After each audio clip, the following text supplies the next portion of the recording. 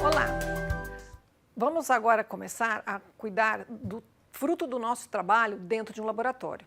Das nossas atividades experimentais, nós fizemos uma série de etapas, todas com segurança, conforme vimos nas aulas anteriores, mas independentemente da nossa conduta, nós geraremos resíduos químicos. Esses resíduos químicos devem ser tratados, então, no final de um experimento ou no final de um conjunto de aulas. E passaremos a ver agora como cuidar destes resíduos. Em primeiro lugar, nós vamos definir o que é um resíduo químico. Um resíduo químico, então, pode ser definido como um material, uma substância, um objeto ou um bem descartado resultante de atividades humanas em sociedade, a cuja destinação final se procede, se propõe proceder ou se está obrigado a proceder, seja no estado sólido ou no estado semissólido, bem como também gases que estejam contidos ou líquidos que estejam contidos em recipientes. E, por alguma razão especial, nós temos que cuidar deste material. Essa definição ela é dada na Política Nacional de Resíduos Sólidos. A Política Nacional de Resíduos Sólidos ela vai definir também o que é um rejeito, sendo que ela vai dizer que um rejeito é todo resíduo para o qual eu não tenho uma solução técnica para tratamento. Dentro de um laboratório, nós geraremos resíduos e rejeitos químicos e utilizaremos aqui sempre a expressão resíduos para facilitar a nossa comunicação, mas veremos que em alguns casos nossos resíduos são na realidade rejeitos. Nós precisamos definir também o que é um resíduo químico, sendo que existem uma série de resoluções que vão definir resíduo químico como qualquer resíduo que contenha substâncias químicas que podem apresentar risco à saúde pública ou risco ao meio ambiente. Em função disso, nós precisamos cuidar para que estas consequências não ocorram e o que dá essa característica ao resíduo é o fato de ele ter alguma característica de inflamabilidade, corrosividade, reatividade ou toxicidade. Bom, se nós vamos gerenciar resíduos, então, nós precisamos de uma série de etapas que temos que seguir, que estão correlacionadas ao tratamento e ao fluxo do resíduo após a geração do mesmo. Em primeiro lugar, nós precisamos fazer um levantamento, nós precisamos conhecer quanto geramos e o que geramos. A partir do momento que eu conheço isso, eu tenho que fazer uma proposição de medidas de minimização. Uma vez que eu gere o resíduo, eu vou precisar manuseá-lo, o que significa que eu vou precisar segregá-lo, acondicioná-lo, rotulá-lo, armazená-lo dentro e fora do meu laboratório, tratá-lo dentro ou fora do meu laboratório, encaminhá-lo para a disposição final, tudo isso registrado e controlado. Nós passaremos a seguir por cada uma dessas etapas. Pense sempre na sua responsabilidade enquanto professor para que essas etapas sejam seguidas nas suas aulas ou nas atividades experimentais que você estiver fazendo dentro do seu curso. É importante que a gente saiba também que algumas hierarquias devem ser seguidas. Normalmente, quando falamos em gerenciamento de resíduos, pensamos especificamente em como tratá-los ou em como colocá-los fora do laboratório. Mas, na verdade, o que a gente deve pensar sempre é o que eu posso fazer para minimizar o resíduo que eu vou gerar. Se eu não conseguir reduzir esta quantidade, eu preciso pensar sempre no que eu devo fazer para que este resíduo volte ao meu processo via um reaproveitamento, uma reciclagem. Só então eu vou pensar nas etapas de tratamento e a última coisa que deve vir à minha mente é um método de disposição final, aquilo que a gente poderia comparar a um caminhão de lixo retirando o resíduo do nosso laboratório. Então, tenham em mente sempre essa hierarquia. Evite, minimize, reutilize, recicle, trate o seu resíduo e só então pense na disposição final. Bom, conforme falamos, a primeira etapa do nosso gerenciamento consiste no levantamento de resíduos. Eu preciso saber o que eu gero no laboratório e quanto eu gero de resíduo no meu laboratório. Em função disso, eu tenho que conhecer todos os reagentes que eu tenho guardados e todos os processos que eu vou realizar, as reações que eu vou realizar na minha bancada. Se eu conheço o reagente, eu sei que meu reagente deve virar um resíduo, seja porque ele sobre, seja porque eu vou preparar uma solução dele que vai sobrar. Por outro lado, eu vou ter processos, então eu preciso entender quais são os processos, verificar quais são as substâncias químicas formadas e a partir daí então eu tenho os meus resíduos formados durante os meus processos. Vocês devem se lembrar que nós falamos sobre planejamento lá no início do nosso curso. O planejamento tem que estar aqui presente, né? Fiz o meu planejamento de aula, eu já pensei no meu resíduo, então eu conheço o processo, conheço as substâncias que serão formadas. Bom, além de conhecer os meus resíduos que eu gero em processos, eu também tenho que olhar para o meu laboratório e conhecer quais são os resíduos que eu já tenho lá. É muito comum quando a gente inicia a nossa vida profissional numa escola, né, pensando especialmente em ensino médio, quando a gente vai dar uma aula de química, que a gente encontra laboratórios que estão sem uso há vários anos e por isso tem armazenados uma série de materiais, às vezes sem identificação, às vezes que não serão úteis para as nossas práticas e que a gente precisa então já descartar para deixar um ambiente de trabalho seguro e limpo. A segunda etapa do nosso gerenciamento de resíduos envolve aquilo que nós chamamos de minimização. A minimização nada mais é do que gerar pouco resíduo ou gerar a menor quantidade possível de resíduo ou, se possível, não gerar resíduo algum. Na prática, o que significa isso? Trabalhar com substâncias que não sejam perigosas, trabalhar com substâncias que nos deem resíduos que não sejam perigosos, trabalhar com a menor quantidade possível e assim por diante. Temos disponíveis diversas reações que podem ser usadas, por exemplo, para demonstrar uma precipitação para nossos alunos. Um exemplo é uma precipitação que usa chumbo, que forma cristais amarelos, visualmente muito bonitos. Por outro lado, acabo gerando um resíduo de chumbo que é extremamente perigoso. Então, eu sempre devo procurar o quê? Reações alternativas que vão mostrar para o meu aluno também uma evidência de reação, uma precipitação, mas que não vão gerar um resíduo tão perigoso quanto, né, ou o menos perigoso possível.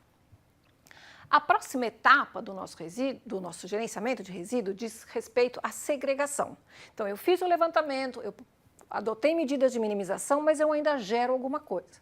Tudo aquilo que eu gerar precisará ser segregado. Quando eu segregar os meus resíduos, eu vou levar em consideração uma série de aspectos. Tá? Por exemplo, eu vou pensar na periculosidade do meu resíduo, eu vou separar tudo que é perigoso do que é não perigoso, vou pensar no estado físico dele, sólidos serão separados de líquidos e de gases, eu vou pensar na incompatibilidade química deles, tudo aquilo que for incompatível não pode ir para o mesmo frasco. Vou pensar também no que eu vou fazer, se é um resíduo que eu vou reaproveitar, ele tem que estar separado para que eu possa realmente reaproveitá-lo, nos tratamentos que eu posso aplicar no meu laboratório e nos métodos de disposição também. Como citamos, então, eu vou ter, em primeiro lugar, a etapa de segregação. E eu tenho que separar o que é perigoso do que é não perigoso. Quem diz para mim se um resíduo é perigoso ou não é a NBR 10.004, uma norma que vocês têm no material de apoio de vocês, que vai classificar os resíduos em função de uma série de critérios. E essa norma dirá que um resíduo é perigoso toda vez que ele for ou tóxico, ou inflamável, ou corrosivo, ou patogênico, ou reativo. E ela também vai dizer que um resíduo é não perigoso se ele não tiver essas características citadas anteriormente e eu poderei ter aí aqueles não perigosos que são inertes ou não inertes, mas que não serão tão importantes para o nosso gerenciamento. O que devemos olhar primordialmente são aqueles que são considerados perigosos. Além de saber o que é perigoso ou não perigoso, é importante que a gente tenha em mente o que nós podemos ou não descartar na rede de esgoto, aquilo que a gente chama de descartar na pia do laboratório. Nós temos uma série de resoluções, como a resolução CONAMA 357, a 430, ou uma norma, né, que vai nos dizer quanto e o que eu posso descartar na rede de esgoto. Então, quais são os cátions, os ânions, em que concentração eles estão. É importante saber que existem legislações que dependem do local onde você está. Né? Essas três primeiras elas são federais, mas nós temos também as legislações estaduais e municipais. Então, atente-se a isso para que você siga toda a legislação pertinente ao descarte dos seus materiais. Uma vez que eu sei o que é perigoso, o que é não perigoso, eu vou trabalhar com o quê? Eu preciso cuidar dos resíduos perigosos e depois eu vou continuar a minha segregação. pelo estado físico, então separar sólidos, líquidos de gases, pela compatibilidade química, conforme já vimos na reação anterior, nas aulas anteriores, né, aquilo que é incompatível tem que ser segregado, no uso, tratamento e disposição final. Segreguei o meu resíduo, ele terá que ser acondicionado. O que significa isso? Que eu vou colocá-lo dentro de um frasco que tem que seguir uma série de critérios.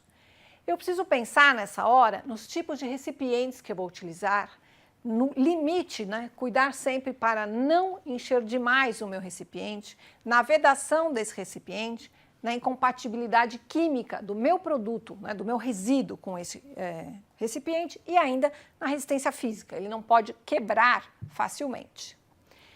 Eu preciso pensar também que eu devo rotular o meu frasco, ele deve estar sobre bandejas de contenção, em áreas determinadas de armazenamento, então quando eu vou escolher o meu frasco, eu preciso pensar aonde eu vou guardá-lo para que ele tenha um tamanho compatível com aquela área. Eu vou transportar esta embalagem em diversos momentos, então eu preciso saber quem vai ou como eu vou transportar isso para respeitar o peso em relação à pessoa que vai carregar e também tenho que pensar nos tipos de tratamento que eu vou fazer, porque às vezes eu posso escolher, né, uma embalagem que não vai ser compatível com o tratamento ou que vai encarecer o meu tratamento. Eu posso usar a minha embalagem original do meu reagente, por exemplo, desde que eu retire este rótulo. Então, se eu tenho um resíduo de ácido sulfúrico, eu posso aproveitar um frasco de ácido sulfúrico para guardá-lo e sempre, né, que eu faça antes a remoção desse rótulo de ácido sulfúrico. Ou, se eu quiser usar este mesmo frasco agora para armazenar um outro material, eu devo então remover o frasco e fazer a limpeza dele. Tendo sempre o cuidado que toda vez que eu fizer a limpeza, eu posso gerar resíduo. Então, este resíduo também tem que ser considerado antes de se decidir se recuperaremos ou não um frasco. Todo frasco vai ter que ser rotulado. O que eu vou colocar nele? As informações que dizem respeito à composição do resíduo e aos perigos daquele resíduo. Então, nós já vimos na aula de rotulagem tudo aquilo que devemos seguir para rotular um determinado material. Eu continuo falando de uma substância perigosa, eu preciso seguir as mesmas leis, só que eu preciso chamar a atenção que aquele material é um resíduo. Então, eu vou fazer essa identificação do meu frasco, utilizando as mesmas regras que vimos antes, e eu agora preciso rastrear o meu resíduo. Então, eu tenho que colocar informações sobre quem gerou, o processo que gerou, o local que o gerou e assim por diante.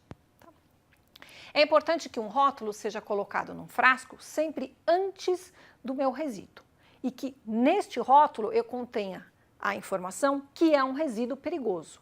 Para que eu não acabe me confundindo, por exemplo, se eu tiver um frasco de etanol, escrever etanol grande, resíduo embaixo, a pessoa pode pensar que aquele frasco de etanol é de um etanol para ser utilizado numa atividade de laboratório e acabar tendo um acidente porque ele está mal rotulado. Então, comece sempre colocando a frase resíduo perigoso e depois todas as informações conforme vimos anteriormente. Tá?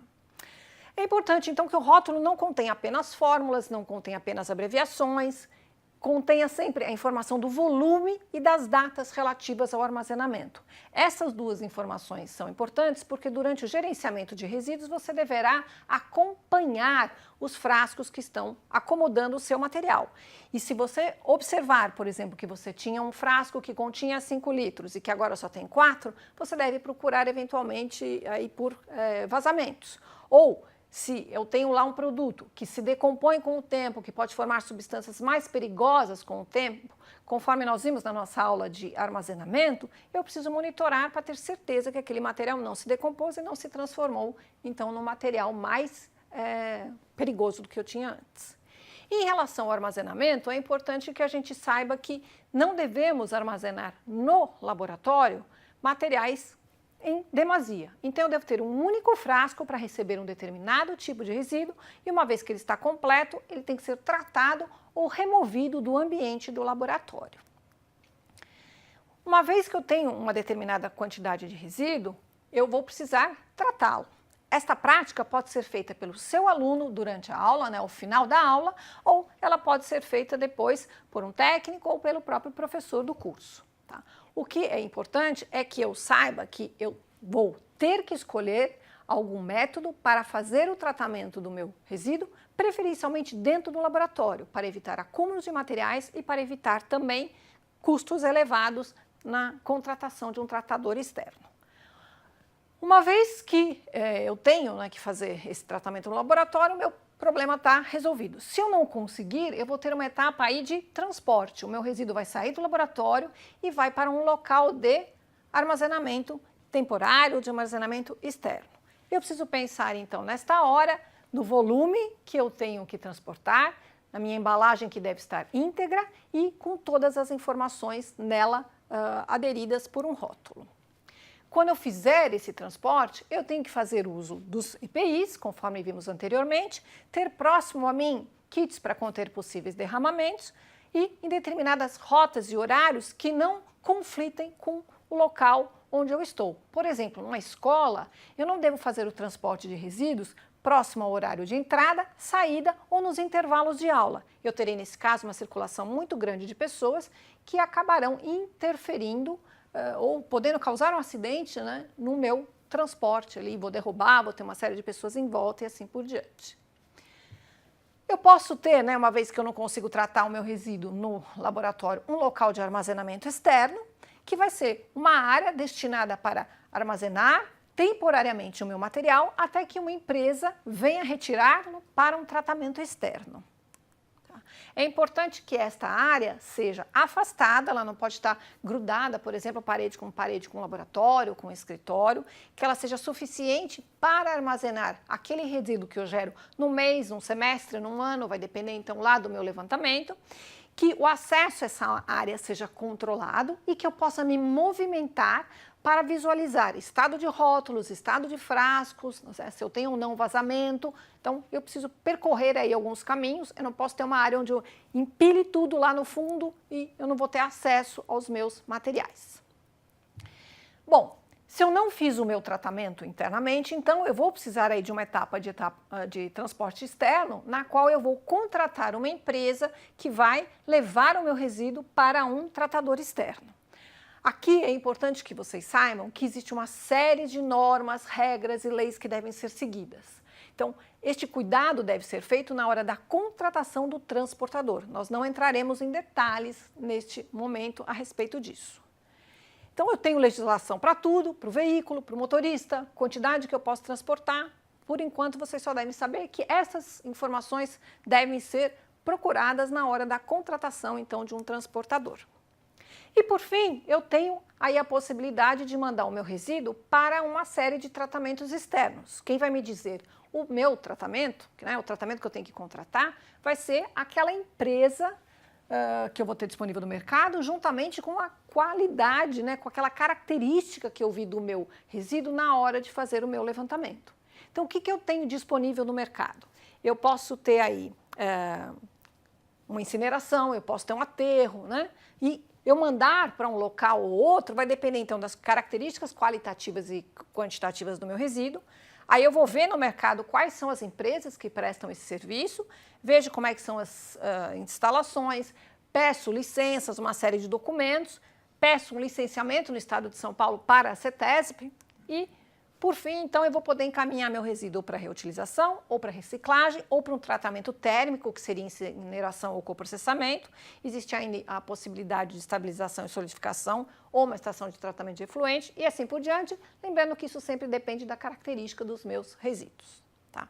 Em último caso, se eu não puder tratar o meu resíduo, ou seja, se eu tiver de fato um rejeito na minha mão, a única coisa que eu poderei fazer com este material é encaminhá-lo para um aterro industrial. Novamente, eu tenho que fazer uma contratação que está relacionada a órgão ambiental, uma série de legislações que eu devo seguir, mas é a única coisa que eu posso fazer toda vez que eu tiver um rejeito em minhas mãos.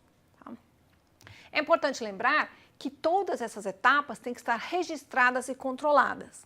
O gerenciador de resíduos ele deve ser capaz de mostrar que ele fez o gerenciamento correto em caso de uma fiscalização ou de qualquer problema que houver com produtos semelhantes aos gerados no local onde trabalhamos, né, para que a gente comprove, então, que seguiu os procedimentos corretos e não causou nenhuma contaminação ambiental. Então, lembre-se de registrar toda a movimentação dos seus resíduos, quem gerou, em que experimento, quem recebeu, controlar todos os documentos, então se eu fiz uma contratação, qual é a empresa que eu contratei e assim por diante, e controlar o documento de destinação final. Então, se você contratou um terceiro, por exemplo, uma incineradora, ela tem que te mandar um registro de que aquele material foi incinerado, uma certificação. A mesma coisa se for para um aterro. Bom, vimos então todas as etapas do gerenciamento. Na próxima aula, falaremos sobre como tratar os resíduos dentro do laboratório. Até lá!